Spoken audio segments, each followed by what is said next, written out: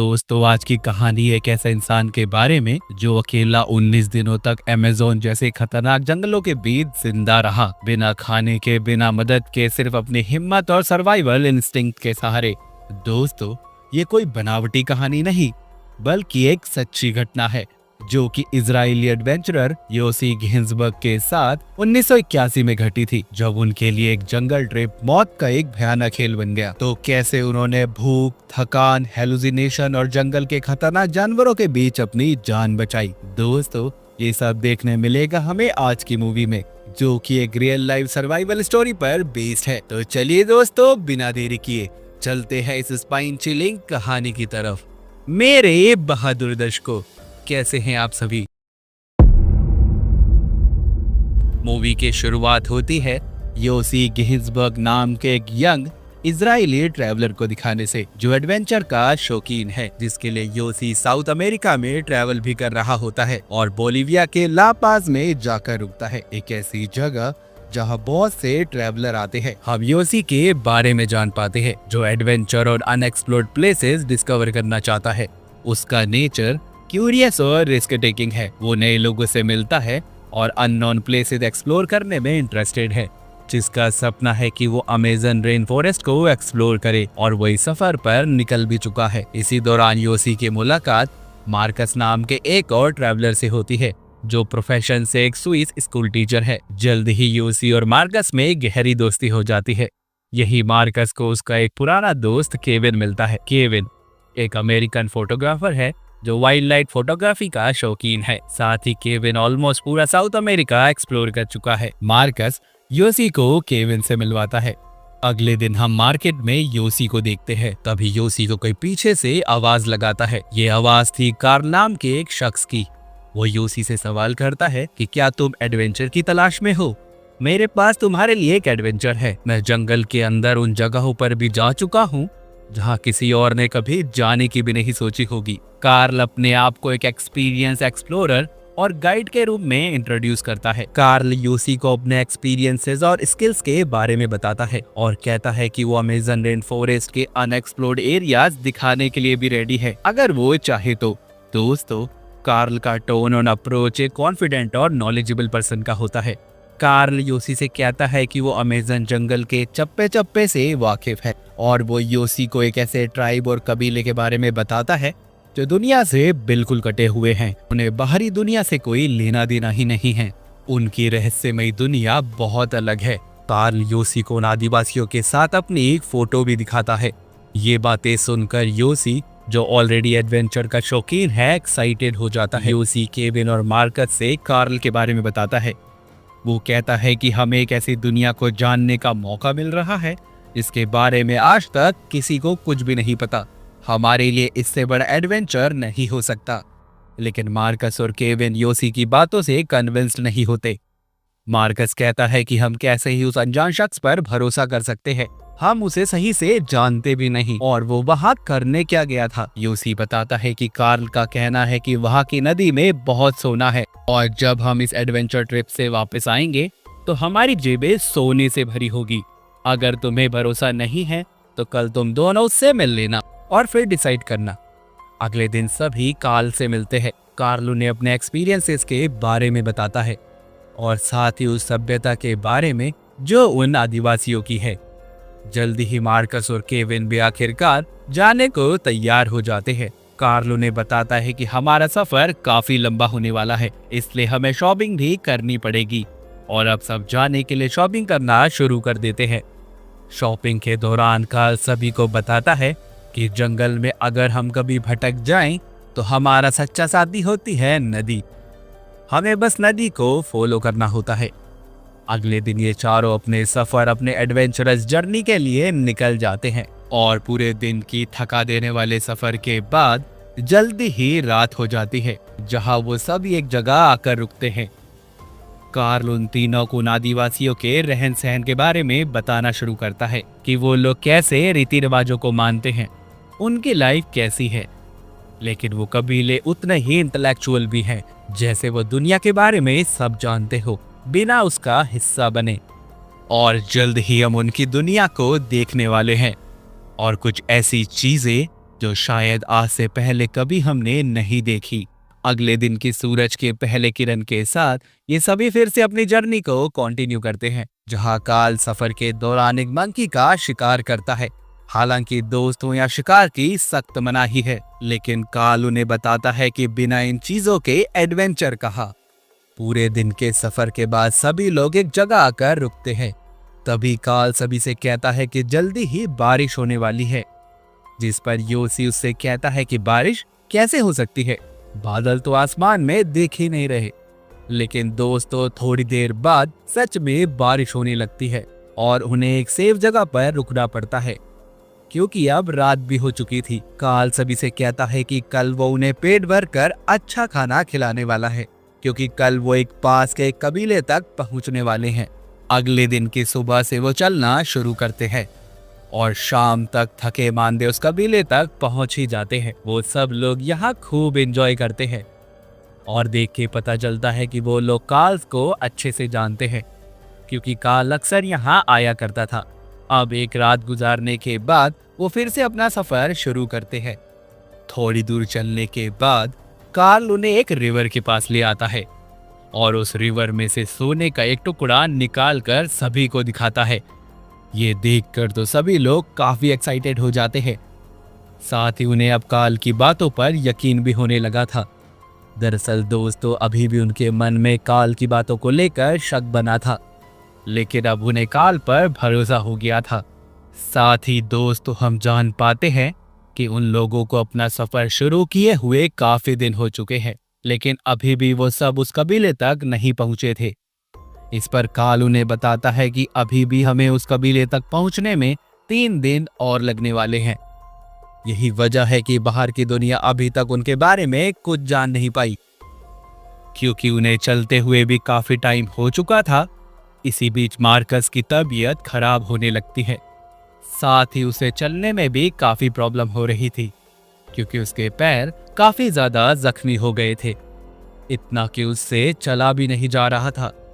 ये देखकर काल उनसे कहता है कि तुम सब लोग यहीं रुको, मैं आगे का सफर अकेला तय करता हूँ और उस कबीले तक पहुंचकर वहां के कुछ लोगों को लेके आऊंगा। उसके बाद हम सभी उस कबीले तक साथ चलेंगे। लेकिन उसकी ये बातें सुनने पर कोई भी इसके लिए रेडी नहीं होता। केविन कहता है कि हम जंगल के बीचों बीच हैं, हम इस जंगल के खतरों से वाकिफ नहीं हैं और साथ ही हमें वापस जाने का रास्ता भी नहीं पता और तुम्हें आने में भी काफी ज्यादा दिन लग सकते हैं, इसलिए यह आइडिया सही नहीं होगा। तब केविन सबको एक आइडिया देता है, क्यों ना हम एक राफ्ट बना ले और नदी के सहारे सफर को कंटिन्यू करें। लेकिन कार्ल इस बात से कुछ खुश नजर नहीं आता। अब उनके पास दूसरा कोई रास्ता भी नहीं बचा था।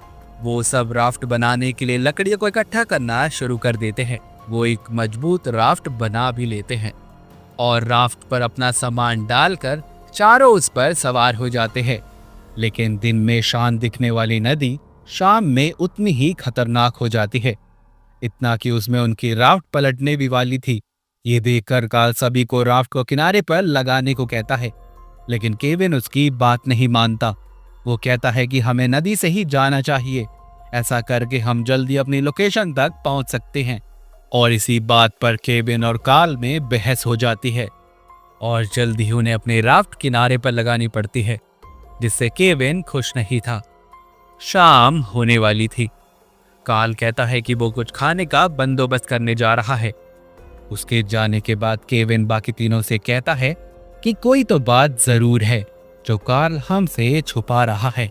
शायद पानी में कुछ है या फिर उसे तैरना नहीं आता, इसलिए वो राफ्ट से नहीं जाना चाहता। आप सब अपने अपने कंफर्ट के हिसाब से आगे का रास्ता तय करने की बात करते हैं, जिसमें योसी को भी पानी का रास्ता सही लगता है। अगली सुबह जब सब राफ्ट की तरफ बढ़ने लगते हैं तो कार्ल जाने से मना कर देता है। कार्ल कहता है कि वो पानी में खतरनाक मछलियों का चारा नहीं बनना चाहता। मार्कस को भी कार्ल की बात सही लगती है और साथ ही अब उसके पैर के जख्म भी ठीक हो रहे थे, इसलिए फिर से पानी में जाने से फिर से उसके जख्म ताज़ा हो सकते थे। इसलिए वो कार्ल के साथ पैदल चलने की बात करता है। अब तय होता है कि केविन और योसी राफ्ट से जाने वाले हैं और मार्कस और कार्ल पैदल। कार्ल उनसे कहता है कि वो जल्दी ही उनकी नेक्स्ट लोकेशन पर साथ मिलेंगे, क्योंकि दोस्तों मैप पर कार्ल ने उनके लिए एक लोकेशन को मार्क कर दिया था।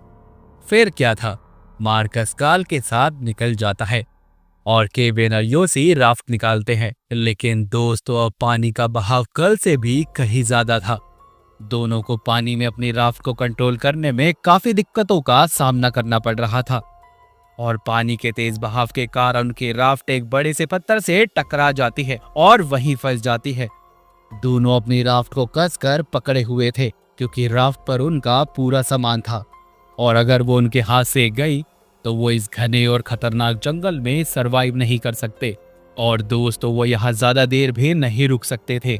इसलिए केविन योसी से कहता है कि वो किनारे की तरफ जाएगा और किसी तरह वो उसे भी किनारे पर खींच लेगा। योसी भी उसकी बात मान जाता है और दोस्तों अब केविन किसी तरह तैर कर किनारे तक आ ही जाता है, लेकिन उतने में ही योसी पानी के तेज बहाव की वजह से नीचे गिर जाता है और पानी के बहाव के साथ बहने लगता है। किनारे पर खड़ा केविन बस योसी योसी चिल्लाता ही रह जाता है, क्योंकि अब वो कुछ नहीं कर सकता। पानी में योसी को खुद भी नहीं पता कि कब वो केविन से बहुत दूर आ चुका है।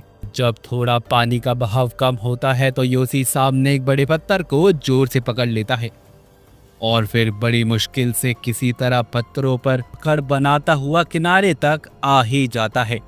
दोस्तों अब योसी केविन से कई किलोमीटर दूर आ चुका है और वो पूरी तरह अकेला है इस सुनसान और खतरनाक जंगल में। साथ ही अब योसी के पास खाने के लिए भी कुछ नहीं है और जल्दी ही रात भी होने वाली थी। योसी अपनी रात गुजारने के लिए एक पेड़ को चुनता है और तभी उसे अपने पास जंगली जानवरों की आवाजें भी सुनाई देती है। योसी डरा सहमा पेड़ के नीचे बैठ जाता है और जल्दी ही बारिश भी होने लगती है, क्योंकि अब बारिश का मौसम भी शुरू हो गया था। और दोस्तों किसी तरह ये रात भी गुजर जाती है। अगली सुबह योसी को बर्तन के टकराने की आवाज सुनाई देती है, जिससे उसकी नींद खुलती है। वो भागकर नदी की तरफ जाता है। वो देखता है कि उसका बैग नदी में बहता चला आ रहा है और उस पर वो बर्तन भी बंधे थे और ये आवाज वहीं से आ रही थी। योसी बिना कुछ सोचे समझे पानी में कूद पड़ता है और बैग को बड़ी मुश्किल से किसी तरह बाहर निकाल ही लेता है, क्योंकि बैग में उसके काम की बहुत सी चीजें हैं जिसकी जरूरत उसे आगे पड़ सकती है। बैग को लेकर अब योसी उठ खड़ा होता है और वो आसपास केविन को ढूंढने निकल जाता है, लेकिन दोस्तों केविन उसे कहाँ मिलने वाला था। अब योसी थका हारा, भूख से बेहाल, पूरी तरह थक चुका है और ऊपर से ये बारिश का मौसम भी उसकी हिम्मत को तोड़ देता है। अगले दिन की सुबह योसी खुद से वादा करता है कि वो ऐसे हार नहीं मान सकता। अगर इस सिचुएशन में उसकी कोई मदद कर सकता है तो वो खुद है। अब योसी बैग से कोपे निकालकर अपनी लोकेशन को मार्क करता है और आगे बढ़ने की योजना बनाता है। लेकिन दोस्तों सिर्फ आगे बढ़ना ही उसके लिए चैलेंज की बात नहीं है। भूख भी उसकी हिम्मत को तोड़ती जा रही थी। ऊपर से वो अकेला है इस घने जंगल में। योसी को कई चीजों का सामना करना पड़ता है और अब हम जान पाते हैं कि उसे चलते चलते पूरे 6 दिन हो चुके हैं और रात होने पर वो एक सेफ जगह देखकर पत्तों को बिछाकर अपनी रात गुजारता है। लेकिन साथ ही अब योसी का पूरा खाना भी खत्म हो चुका है। उसे ये भी नहीं पता कि वो सही डायरेक्शन में जा भी रहा है या नहीं। लेकिन अगले दिन भूख से बेहाल योसी को एक बड़ा सा अजगर दिखाई देता है और योसी उसे मार कर खा जाता है, क्योंकि दोस्तों वो बहुत भूखा है। योसी भी जानता है कि उसे जिंदा रहने के लिए उसे जो कुछ भी मिले उसे खाना होगा। वो कीड़े मकोड़े जो भी उसे मिलते हैं उसे खा लेता है और सफर में आगे बढ़ता है। योसी अब परेशान है, उसे समझ में नहीं आ रहा कि वो क्या करे। इसी परेशानी में योसी रात में एक पेड़ के नीचे सो रहा होता है। तभी अचानक से उसे किसी के योसी योसी चिल्लाने की आवाज सुनाई देती है। ये सुनकर तो योसी उठ खड़ा होता है। उसे लगता है शायद केविन उसे ढूंढता हुआ यहाँ तक आ चुका है। तभी योसी को मार्कस दिखाई देता है। योसी मार्कस को देखकर बहुत खुश होता है। उसके अंदर अब जिंदा रहने की एक उमंग जाग जाती है। वो मार्कस मार्कस आवाज लगाता है और उसकी तरफ टॉर्च जलाता है। लेकिन योसी देखता है कि वहां तो कोई भी नहीं है। दरअसल दोस्तों, योसी को अब हेलुसिनेशन भी होने लगे थे। योसी किसी तरह रात को भी बड़ी मुश्किल से काटता है और अगली सुबह जब योसी की आंख खुलती है तो वो खुद को खतरनाक चींटियों, बिच्छुओं और भी खतरनाक इंसेक्टों से घिरा हुआ पाता है। तभी योसी को अपने माथे में कुछ अजीब सी चीज रेंगते हुए महसूस होती है, जिसकी वजह से अब उसे काफी पेन भी हो रहा था। अब योसी एक धारदार चीज की मदद से उस जगह की फूली हुई स्किन को काटने लगता है और उस रेंगती हुई चीज को बड़ी मुश्किल से वहां से बाहर निकालता है। दरअसल दोस्तों, ये एक जोक था। योसी जानता है कि वो थक कर नहीं बैठ सकता, वरना वो यही भूख से मारा जाएगा। थका हारा योसी चलना शुरू करता है और थोड़ी दूर जाने के बाद योसी को 2 अंडे दिखाई देते हैं। योसी उनमें से एक अंडा उठा लेता है, लेकिन उसे खाने से पहले गॉड को इस पर शुक्रिया भी करता है और ऐसा करने के लिए उनसे माफी भी मांगता है, क्योंकि दोस्तों योसी अब इस जंगल में असली जिंदगी के स्ट्रगल को समझ चुका है और वो जान चुका है कि ये लाइफ कितनी कीमती है। योसी आगे बढ़ता है और काफी चलने के बाद उसे लोगों का छोड़ा हुआ सामान दिखता है, लेकिन वहां योसी के काम की कोई भी चीज नहीं थी और ना ही वहां कोई इंसान था। दोस्तों, योसी को चलते हुए काफी दिन हो गए हैं और अब योसी से चला भी नहीं जा रहा। जब वो अपने जूते उतार कर देखता है तो हम उसके पैरों की बुरी हालत को देख पाते हैं।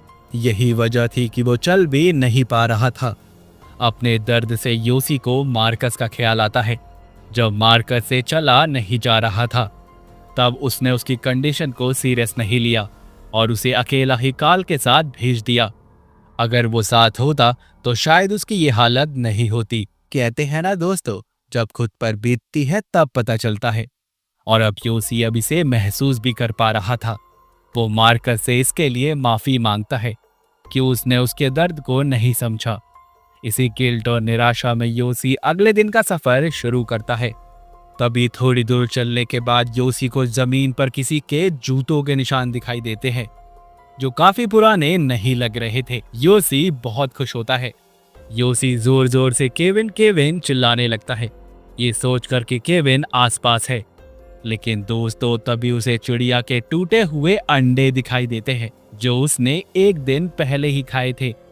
और ये देखकर तो योसी पूरा फ्रस्ट्रेट हो जाता है, क्योंकि वो वापस घूम फिर कर वहीं आ चुका था जहां वो एक दिन पहले था। ये चीज उसकी पूरी हिम्मत तोड़ देती है। योसी पागलों की तरह चिल्लाने लगता है और थक कर बैठ जाता है। जब योसी का गुस्सा थोड़ा शांत होता है तो वो डिसाइड करता है कि वो नदी को फॉलो करते हुए आगे बढ़ेगा। योसी हार नहीं मानता और चलना शुरू कर देता है। इधर दोस्तों, हम केविन को देखते हैं, जो कुछ लोगों को नदी किनारे बेहोश मिलता है। दोस्तों, आपको बता दूं कि आज योसी और केविन को बिछड़े हुए पूरे 14 दिन हो चुके हैं और योसी केविन से 150 मील की दूरी पर है, यानी बहुत दूर है। और 14 दिनों के बाद केविन भी आज लोगों को मिला है। केविन की हालत बहुत खराब होती है, इतनी कि वो बिना सहारे के चल भी नहीं पाता। लेकिन दोस्तों, अब केविन की जान बच चुकी है, क्योंकि वो अब लोगों के बीच है। एक पूरा दिन रेस्ट करने के बाद केविन की हालत अब पहले से काफी सही होती है। वो अब बिना देरी किए योसी को ढूंढना चाहता है और वो इस बारे में फॉरेस्ट ऑफिसर से बात कर रहा होता है। लेकिन फॉरेस्ट ऑफिसर केविन से कहता है कि तुम बच गए, ये अपने आप में ही किसी चमत्कार से कम नहीं है। हमें नहीं लगता कि तुम्हारा दोस्त जंगल में बच भी पाया होगा। लेकिन केविन किसी तरह उन्हें मना ही लेता है और अब केविन और फॉरेस्ट ऑफिसर हेलीकॉप्टर से योसी को ढूंढने जाते हैं। इधर योसी को भी हेलीकॉप्टर की आवाज सुनाई देती है। वो समझ जाता है कि हेलीकॉप्टर उसे ही ढूंढने आया है। उसके हाथ में रेड कलर का कपड़ा होता है।